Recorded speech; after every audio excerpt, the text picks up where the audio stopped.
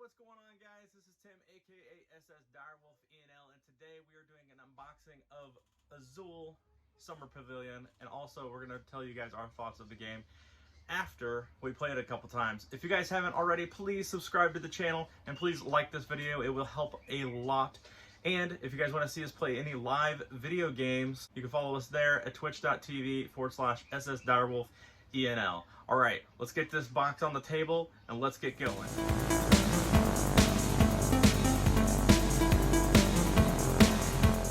Everyone, and welcome back to the channel. We are going to be opening up the new AZUL Summer Pavilion game by Next Move, a game by Michael Kiesling. Hopefully I'm pronouncing that correctly. So let's go ahead and just get this open. It is for ages 8 and up, 2 to 4 players, 30 to 45 minutes of gameplay. And if you've played the first one, I'm guessing that it's going to be somewhat like the first one, where we're trying to fill up spaces, and I wonder if we're going to be doing it for somebody in royalties. The last one, we were doing it for a king in his bathroom. Laying down tile floor. Now, you guys may hear my bird flying around, screeching, whatever. Alright, so the first thing that we're going to see is the rule book, and it feels pretty thin. It's probably going to be pretty straightforward, pretty simple. It's nice. It's only 1, 2, 3, 5 pages. That's awesome. That means we can get right into the game quickly and super simple. This, I am very confused. Which one of these is... Those are player boards. Okay, these are the player boards. Oh, this is the tracker. Must be the point tracker board. Another player board. And we have punch outs. A couple punch outs. Are these coasters for cups? No. That's what they look like. They look like little coaster cup coasters. And I'm not sure what this is.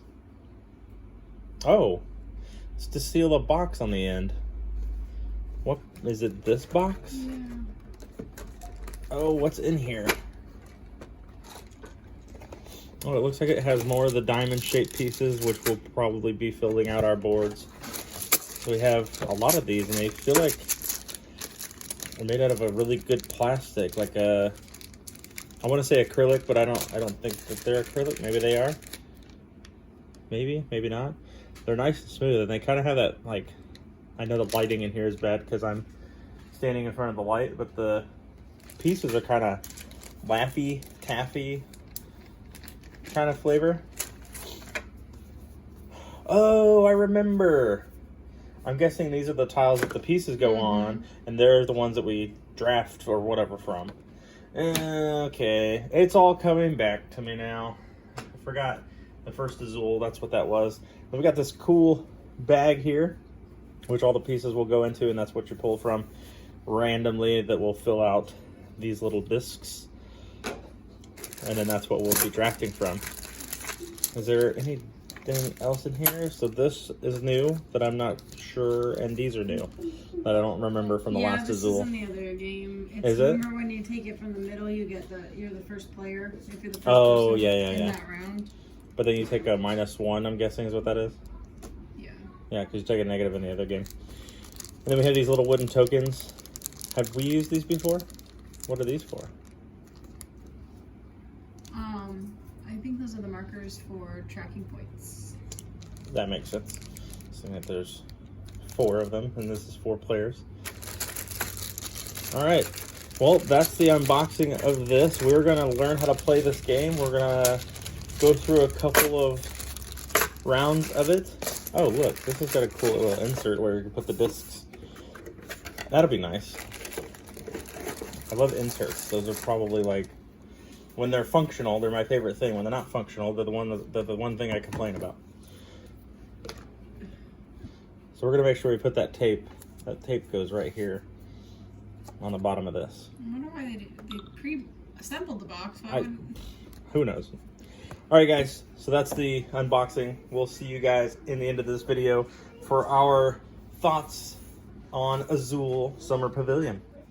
Alright guys, so we've played AZUL Summer Pavilion a couple times, and throughout the game what you're doing is there's some acrylic tile pieces on these factories, and then as you take pieces off the factories, whatever you didn't take actually gets pushed to the center, and whoever pulls from the center first has to take the negative point token.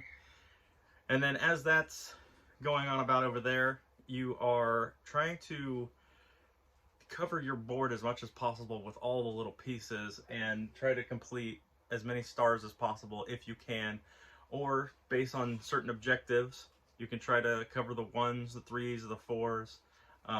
There's also the one in the center. If you get that filled, it gives you bonus points. Or if you fill the red one, I think is the most points.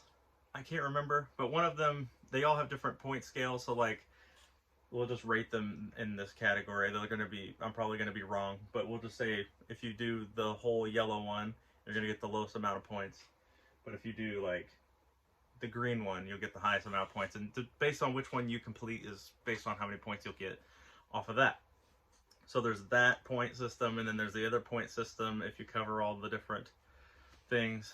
And then there's, as you're placing pieces, if the pieces are adjacent to a previous piece within the same star, you get points based off of that as well. So with that being said, I would say that I knew how to play the game, and I wasn't lost on the rules part of it. But as far as, not even the story, I read the story part of it too in the beginning of the rule book, and that was also very clear. So the rule book and the story is clear. But as I'm playing the game, and it may be because of just the different ways that you can score, is that if you don't focus on one thing, you can feel kind of lost. I felt completely lost. And I hadn't really thought about it, but then my wife was like, well, maybe it's maybe your ADHD is like blocking you, but you didn't realize that was what's going on. So I think maybe in the future when I play this game, that if I focus on one objective, it won't feel so weird playing the game. I just didn't feel really into the game. Like usually I play a game and I'll be like, oh, this is the backstory, cool, and I can just meta the story into what I'm playing, and I can make the game more than it is. And I use my imagination and whatever. This game, I just couldn't get there. The original AZUL, I love the original AZUL. We were building a tile floor for the king, and you're trying to make the most beautiful one and getting points based off your tile placements and all that stuff. But this one, I don't know. There's something blocking me from enjoying the game. Like I would sit there just open mouth, drool rolling down my cheek, looking at the pieces like, what do I do? Where do I want to go? No clue what I wanted to do. But that's just my point of view. So on the other side, we're going to bring my wife in here. She's going to tell you what she loves about AZUL, because she absolutely loves this one. She actually likes it more than the original AZUL. And I still think that the game was fun, as in playing a game with someone, but not being able to invest myself into it the way that I would like to is probably going to put it on a, yeah, I'll play the game with you, but I'm not going to enjoy it as much as everyone else will. So I'm going to get off here. You guys are going to see my wife. She's going to go ahead and tell you what she thinks. Hey guys, so I'm Anna, and I really liked AZUL. I know Tim had some qualms with it a little bit, but I really liked that it was similar in the way of the first one, by choosing tiles and having minimal choices to fill an order, I guess, per se. Like you have certain spaces and you can only do one of those spaces per color, except for one random, which is the center tile.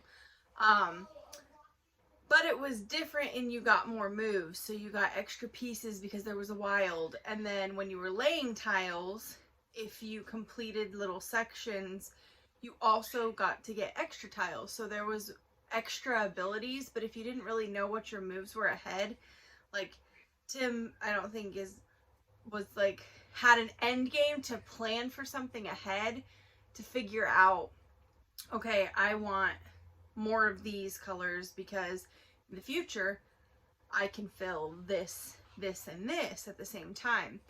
Where I kind of did a little bit of that, but there are so many choices to earn points from that even as someone who doesn't have ADD and I'm able to focus and create a long-term game and like stick to it, I find myself feeling like I'm not doing enough because there's so many other ways to earn points that when I'm not earning points in the way sometimes you just kind of can get distracted, and the game, like the first one, ends what I would say too soon, because you don't really get to fulfill your whole thing, which you kind of want to do. You're like, oh, I want to fill all my things. But it's not made to do that. You earn your points and then it ends when it ends after the 6th round.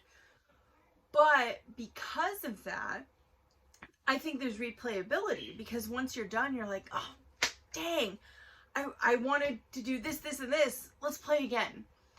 So I think I like that about some games. Some games it's maddening because you're like, I didn't get enough done. I really want to do more.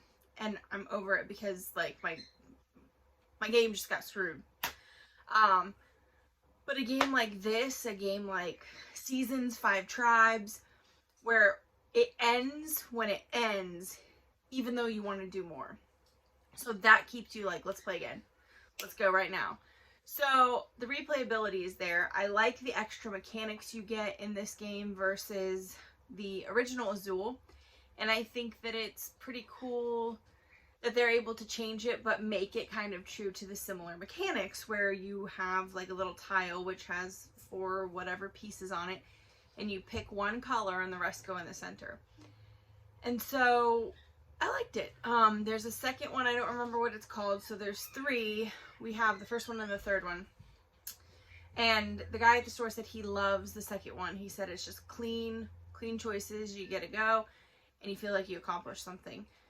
So maybe we'll try that, because it's frustrating in the first one and it's frustrating in the last one that you don't feel like you actually completed anything. And Tim actually, I had 2 completed stars. So you fill these stars out, and I had 2 completed, and he still beat me. He says it's accidental, and I'm like, well, I accidentally lost. You know, if you're trying to earn points, it's not accidental. You win. You did a better job of getting points. And that me trying to do that clearly slowed me down from the points. But all in all, I think it's a wonderful game. I highly recommend it. It's simple. We could teach our sons, and they could kind of get it. My older one better than my younger one, but I think that it's simple and also with complex choices. So that's always a plus for me. Thanks.